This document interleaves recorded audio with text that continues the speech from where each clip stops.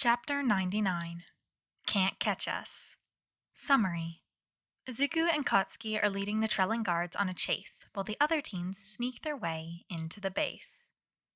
"I'm in. You're ready to go," Charge Bolt says. They're on a mission. It's just like the Shie Hisaikai raid, except this time, Izuku isn't going to let anyone die. Only a smirk comes his way from Dynamite, and oh boy is it strange not to call him Kachan. Not smug like it used to be when they were younger, but eager and confident. Whether it was real confidence or just something the blonde put on, Izuku couldn't quite tell. Maybe a mix of both. But it didn't matter right now. It was go time, and they had a job to do. They'd stick to their plan, take down the station, and save anyone that needed their help. It was a little hard to purposely pull back on his stealth while sneaking to the front gates. This had to look real if they wanted the guards to fall for it. Izuku's mind wandered back to some of the pre-Quirk spy movies he'd seen, with their over-the-top, not really stealthy moves, as he and Dynamite peeked through the bars of the gate. He caught a glimpse of half a dozen guards lazily lounging in the courtyard before he pulled his head back. The small group looked very different from those at his last raid. They weren't ready, posed to strike at the smallest noise. No. These guards weren't expecting to see anyone here, let alone a group that was fueled by their own personal vendetta against their organization. He didn't want to jinx it, but this might be a little easier than he thought. Izuku popped his head back around, not being careful to stay out of sight as he noisily fiddled with the hinge on the gate. And geez, this was really bad quality. The only thing connecting the barred gate to the towering walls was a single bolt. A hefty bolt, but it was a single point of contact that kept it up all the same. Honestly, he could probably just... He reached his hand over, and without even sparking one for all, gave the metal nut a strong twist. Immediately, a loud creak sounded as the fence tilted down. The sound cut through the gently lit night, like a particularly violent squeaky shoe, the loud squeal capturing the attention of everyone in the courtyard. Izuku stood there, looking out at the now slightly more than half a dozen eyes looking at him, hands still wrapped around the ring. No one moved. Well, not until Izuku decided, fuck it, and twisted the nut off completely, causing half the fence to lower to the ground with a soft thump before teetering precariously. The look Dynamite gave him was one Izuku had seen from many people in his life. It was the look he'd taken to understand meant, "What the fuck, Izuku?" Nonetheless, his childhood best friend stepped out from his spot behind the wall and gave the gate a forceful kick, deciding for it which side its teeter would lead to it falling on. As soon as the gate thumped down on patchy grass, footsteps erupted from inside the complex, headed right towards them. And that was their cue to start running.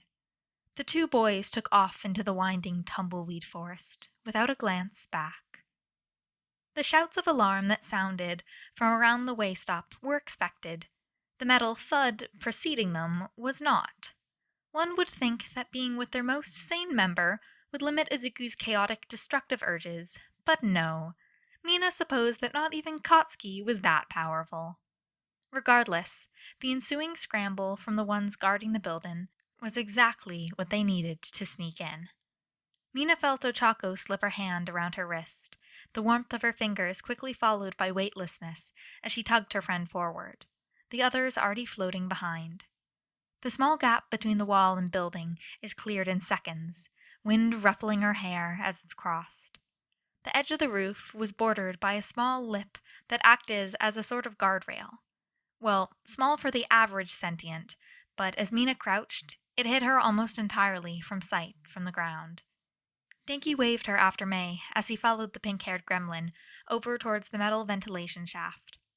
Even compared to the stories she'd heard of UA's own vent system, the metal rectangle that jutted out from the ceiling below, air flowing through its grated top, was rather large. The top grate was seemingly welded to the shaft, restricting the normally simple entry point. Not an easy thing to remove.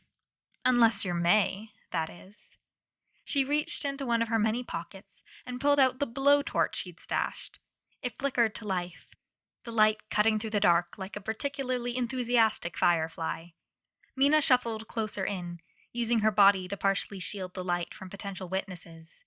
Hopefully, everything was going to plan, and everyone who could notice was either chasing after Izuku and Katsuki, or too distracted to bother looking up. Seconds dragged on as Mei swiftly rounded the top of the shaft, the quiet sound of metal being cut apart drowned out by the panic of the guards mobilizing below. Mina could hear people rushing off into the forest after the distraction duo, voices and snapping branches fading into the distance.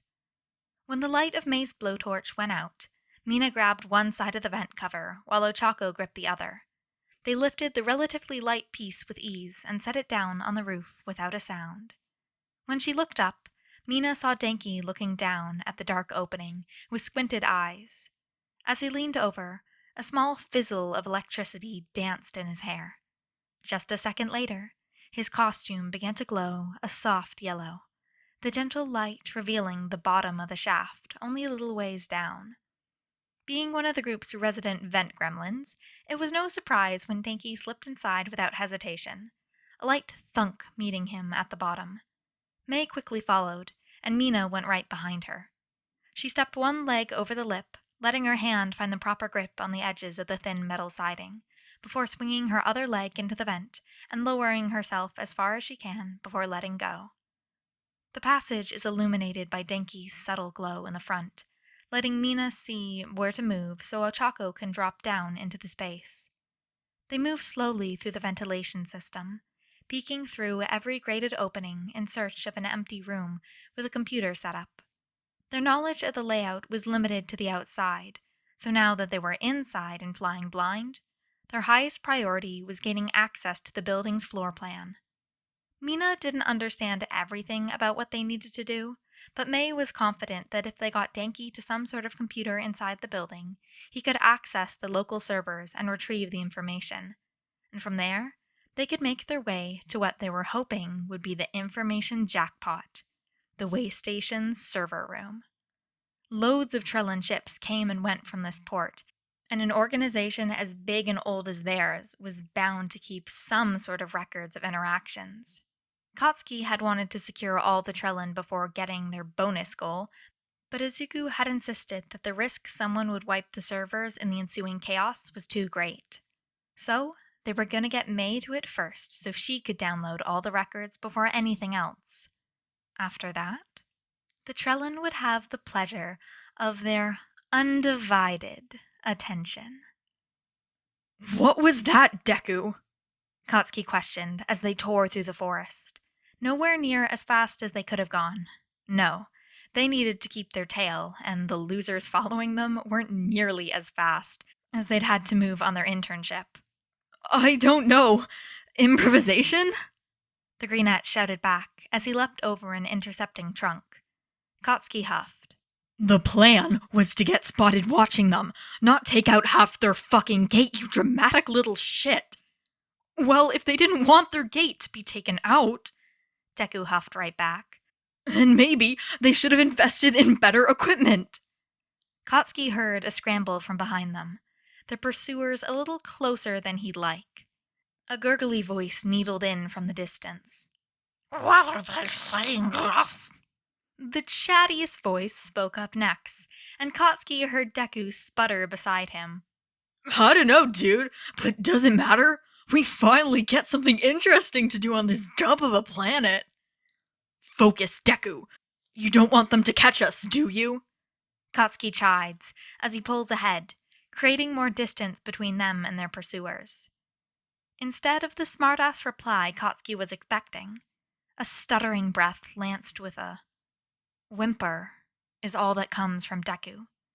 When Katsuki slows enough to turn around, he finds Deku's eyes. They don't have the same chaotic sheen they did just a few seconds ago. Instead, they're clouded with a distant haze. Fuck! Shit! Katsuki knew that look. Why did he have to open his stupid mouth and say that? He knew they all had triggers after what they went through, so why didn't he word that differently? Why did he bring up the real possibility that if something were to go horribly wrong here, they could end up being caught by those fucking monsters? And why did he have to bring it up while they were literally being chased? Hey, Deku. Katsuki started, mind racing at how to keep the nerd out of his head and in the present. Bet I can make it to that twisty-looking trunk before you can.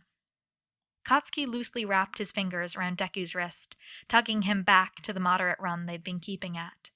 With his free hand, he pointed out the tangled branches that resembled a really shittily made bird's nest. Nuh-uh, Ka-chan, Deku shakily retorted. I've always been faster than you, even back in middle school. Katsuki's grin turned up sharply. Then prove it, nerd. End notes. Izuku brings down the gate. Yoshi, slinging an arm around a disgruntled second. That's my nephew! Second, exasperated. Sometimes I wish he wasn't. Maybe he wouldn't be so insane. Banjo. Run as fast as you can. Nana and Yoshi. You can't catch me, I'm the gingerbread man. Katsuki opens his stupid mouth. Third. Why the fuck did you say that, you spiky-haired idiot? Second. I take offense to that.